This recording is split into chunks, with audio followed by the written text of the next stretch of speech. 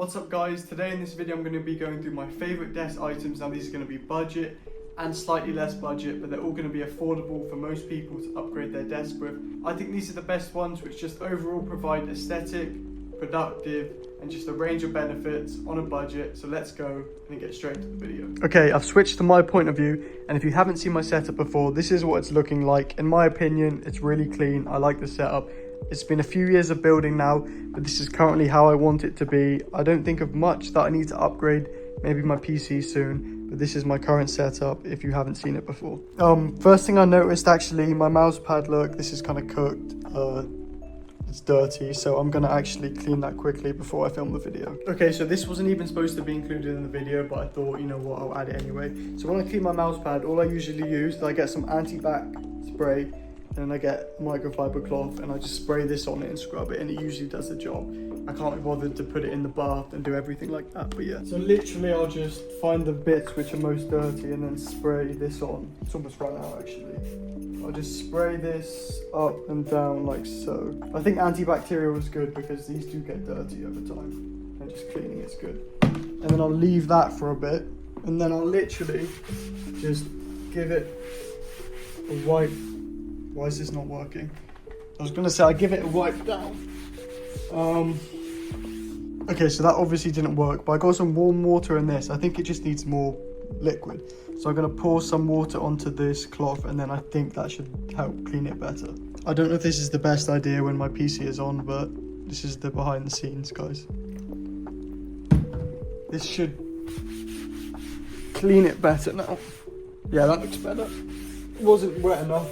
Okay, so after literally a minute of scrubbing, as you can see, that kind of works. It looks worse on camera, but IRL, it looks like almost brand new. So yeah, that's done now. Okay, now back to the actual video, what I was supposed to film. Best items I have on my desk. Okay, so number one. So this is just in terms of overall best thing I've got for my setup, I think would have to be a monitor arm. And the reason for this is because me personally, I'm always adjusting my monitors and changing the height and the way they look, even the orientation. Sometimes this is landscape, sometimes it's portrait. However, I have kept it portrait for a long time now, and I think I'll keep it that way. But just having an arm like this makes it so easy to adjust. As you can see, this is gas. I can just move it up and down if I want to with an Allen key here, which makes it so easy for adjustments. And just honestly, you can have so much space freed up under here. There's nothing, there's no stand, because a lot of big monitors nowadays come with really clunky stands, but having that means you only have this. I mean, yeah, there is a bit of clutter there, but it's overall a lot better than having two stands taking up all this desk space. And also just look how clean it looks. Like, you can't do this with a factory monitor stand. You need an arm. Like, you can have it the exact height you want. It looks like it's floating from back here. Same with this one. When you go back and look, and there's nothing underneath.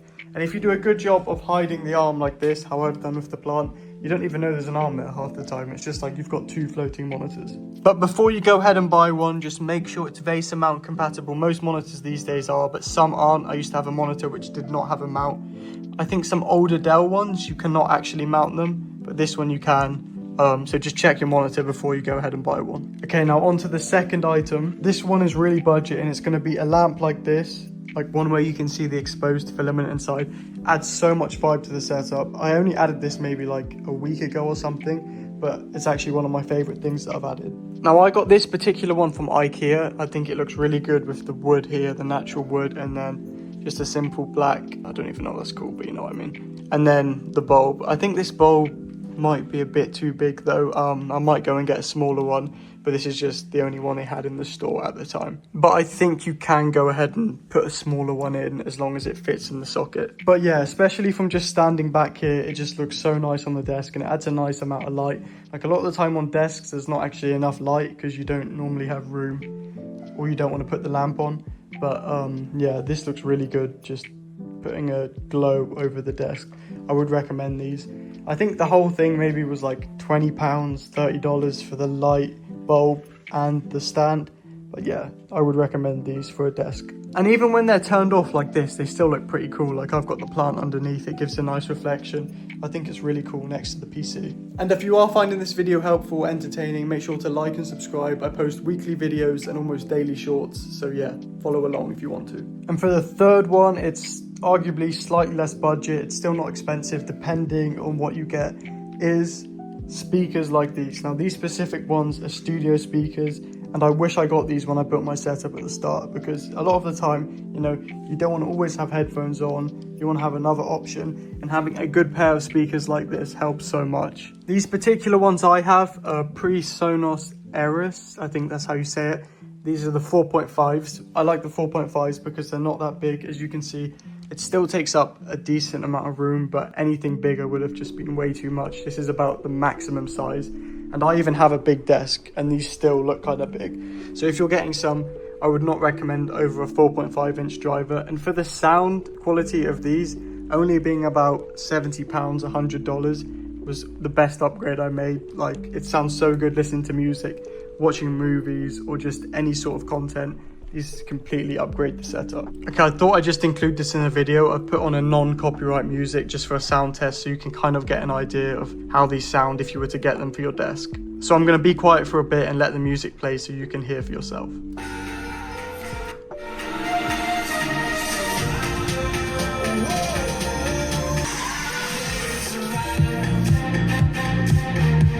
Yeah, so I don't know how well that turned out on whatever you're listening to, but hopefully that gives you an idea. Like, these sound really good for the price. And if I want to, I can add a subwoofer down here somewhere to give more bass, but honestly the bass is fine, and you're probably going to end up annoying your neighbors if you have a subwoofer. Now on to the final upgrade, which I think in terms of aesthetics and anything was the single best thing which transformed the look of my setup, and that's going to be this case. So now this is an NZXT H6 Flow, I think, something like that. But yeah, not case specific, but just anything with the corner glass, like aquarium style design, just changes the setup so much. I'm going to insert a picture of what my setup used to look like here. As you can see, still looked good, but nothing compared to having a corner glass like this. Honestly, when anyone comes and looks at your setup, this is the main thing people see, and they're just like, wow, this looks amazing. I did used to think the airflow would be really bad, but actually it's like amazing. This is one of the best airflow cases I have.